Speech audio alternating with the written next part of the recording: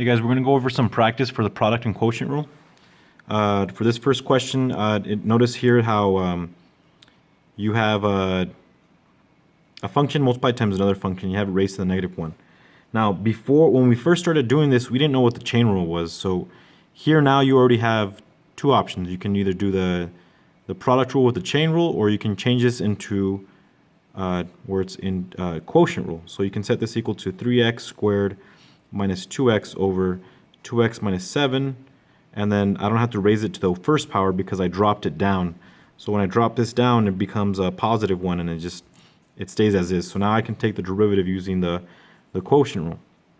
So now the derivative of f is going to be so it's going to be 2x minus 7, and then d high, it's going to be 6x minus 2, minus high, so it's going to be 3x squared minus 2x. Make sure you write the parentheses, times d whole, so it's just going to be times 2, okay?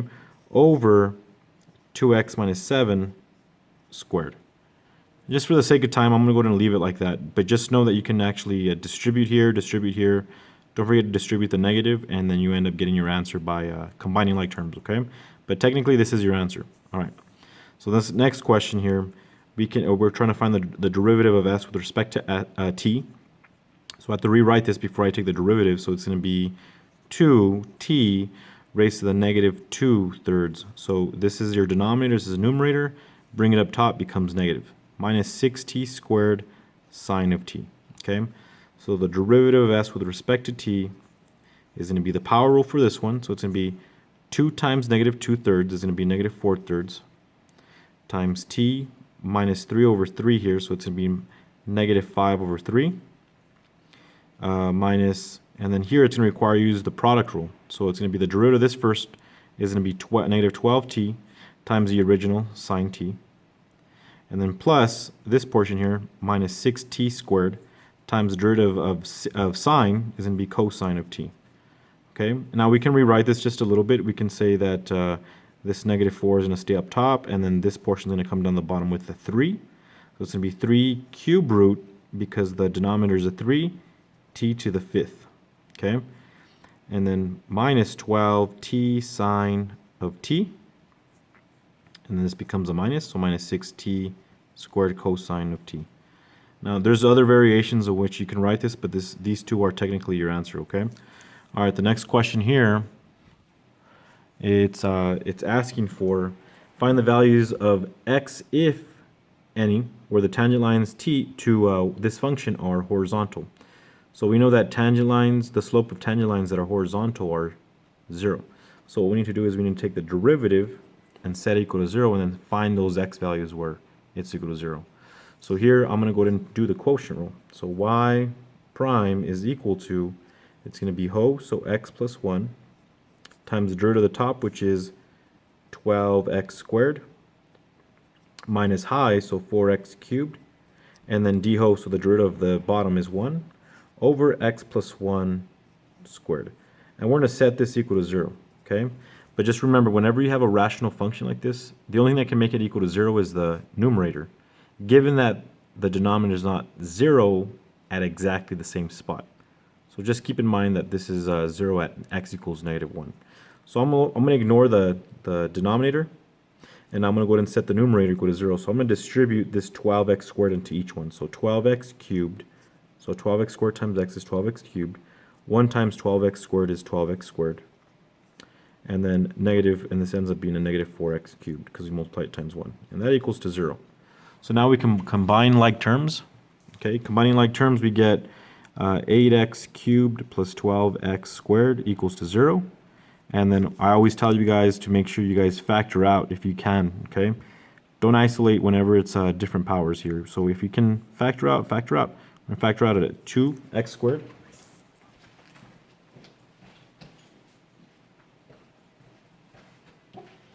Sorry about that. Light went out again. So here we're going to factor out an x squared, and we're also going to factor out a 4. So here when I factor it out from here, I get a 2x left over, and over here I'm going to get a 3 equals to 0. Okay? So here we can set them individually equal to 0, so we get 4x squared equals to 0, 2x plus 3 equals to 0. This is 0 when x is 0. And this is 0 when x is negative 3 over 2. So these are the two x values where the tangent lines to this graph are horizontal. Okay? All right, this one's asking for the second derivative. So the first derivative requires us to use a product rule. So this is the first one, so the derivative of that is 7. And then I'm going to rewrite the second, so cosine x, plus the first 7x times the derivative of the second is negative sine of x. So that's equal to 7 cosine x minus 7x sine x. Okay, when I move the sign, the negative to the front. Okay, now we need to take the derivative again. So the derivative of this portion here is negative 7 sine x, because the derivative of cosine is negative sine. And here is going to be the product rule again. So the derivative of negative 7x is negative 7 times the second, which is sine x. And then plus the second, so negative sine x, times the derivative of cosine is, sorry, the derivative of sine is cosine, okay? All right. So when we combine these two, we end up getting a negative 14 sine x minus 7x cosine of x, okay? So this is your final answer. And technically this is your answer too, but we can combine like terms, okay? All right, this final one here, it says find the equations of the tangent lines to this graph that are parallel to this function here, okay? Now think about it. If we want to find an equation of a tangent line to this graph and is parallel to this line, what can we say about those two lines, this tangent line and this line? That the slopes are the same, right? So what we're going to get from this one only is the slope, because once we get the slope, we can work from there. So I'm going to go ahead and manipulate this so I can get the slope. I'm going to solve for y. So I'm going to go ahead and move this one over here. So I'm going to get x is equal to 2 plus 2y, and then subtract 2. So I get x minus 2 is equal to 2y. And then I'm going to go ahead and divide each one by 2. Okay, so divide this by 2, divide this by 2. So I get x over 2 minus 1 is equal to y. So now I know my slope is equal to 1 half. Okay, so that's all I needed. The reason I need that is because if I take the derivative of this, I know now that that derivative should be equal to 1 half if I want these two lines to be parallel. Okay, so I'm going to take the derivative, which requires me to use the quotient rule. So it's going to be ho x plus 1 d high, my derivative at the top is just 1, minus high x minus 1, don't forget the parentheses, times the derivative of the bottom is 1, over x plus 1 squared. And now I set that equal to 1 half, because I need to make sure that it's equal to 1 half. So, so what I'm going to do in here, it helps me find the x value. So if you go back to the very beginning, I know in order for me to create an equation of a line, I need a point and I need a slope. Okay? I already have my slope, it's 1 half. I need to get my x and y value. Here, that's what I'm trying to do. I'm trying to get my x value by solving for x here, okay? So I'm going to go ahead and combine like terms. I'm going to distribute this negative. So I'm going to get negative x plus 1 and replace them in all this right here. And then here, it's like just saying x plus 1, okay? So this x and this x cancel out. And we get a 1 plus 1 is a 2. So I get 2 here. Over x plus 1 squared is equal to 1 half, okay? I have a little bit of room left over, but if you can just kind of think about it, what 2 divided by what is also equal to 1 half? So this here needs to be a 4, because 2 divided by 4 is 1 half, right? So I'm going to have a separate equation. I'm going to have 4 is equal to x plus 1 squared, okay? All right, so now if I solve for this one, I can take the square root, okay, get plus or minus here. So plus or minus 2 is equal to x plus 1. So now I'm going to subtract 1 from both sides, okay? So now look, I have a positive 2, so 2 minus 1 is a 1, and I have a negative 2. So negative 2 minus 1 is a negative 3.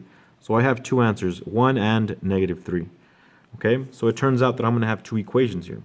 So I have a 1 here, for that's one x value, and the other x value is going to be a negative 3, okay? So all I need to do here is find my y values, and I'm going to plug these x values in here to get my y values. So I'm going to do y of 1, so 1 minus 1 is 0, 1 plus 1 is 2, which is 0. So this corresponding y value is a 0, okay? Now I'm going to plug in negative 3 into this function, so y of negative 3 is equal to negative 3 minus 1 over negative 3 plus 1, so I get negative 4 over negative 2, which is equal to 2. So now I have this y value of 2. So when I write my two equations, I can get y, let's start off with this one, minus 0 is just y, is equal to 1/2 times x minus 1. So that's one equation. The other equation is y minus 2 is equal to 1/2 times x plus 3. Okay, so those are my two answers for this one.